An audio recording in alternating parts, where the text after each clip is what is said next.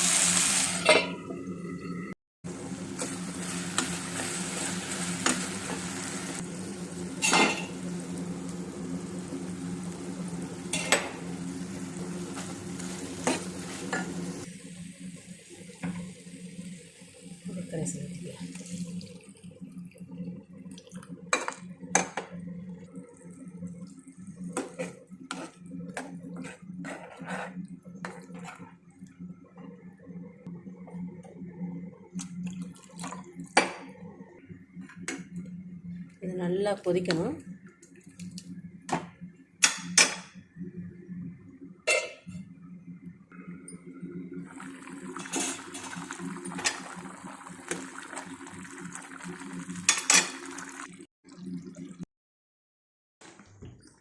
இந்த அளவுக்கு திக்னஸ் வரவும் ஆஃப் பண்ணிடலாம். சரிங்களா? இந்த வீடியோ உங்களுக்கு பிடிச்சிருந்தால் லைக், ஷேர், சப்ஸ்கிரைப் பண்ணுங்கள். மறக்காமல் கமெண்ட் பண்ணுங்கள். தேங்க்யூ. கோஸ் பொரியல் முட்டை போட்டு நம்ம பண்ண போகிறோம். அதுக்கு எண்ணெய், கடுகு, வெங்காயம், 2-3 பச்சை மிளகா, காரத்துக்கு தக்கன போட்டுக்கோங்க. கருவேப்பிலை, தேவையான அளவு உப்பு சேர்த்துக்கோங்க. சரிங்களா? எப்படி செய்யலான்னு பார்க்கலாமா? பாத்திரம் வச்சாச்சு. எண்ணெய் ஒரு 2 ஸ்பூன்கிட்ட விட்டுக்கோங்க. எண்ணெய் காயவும் கடுகு சேர்த்துக்கோங்க.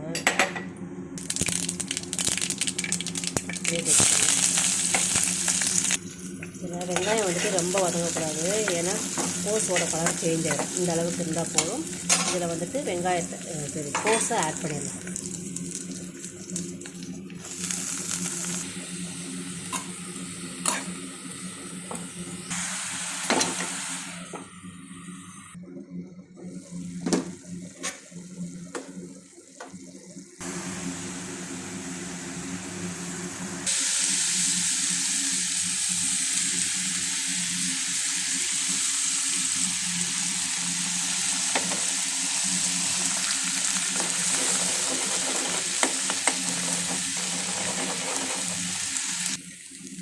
அவ்வளோதாங்க.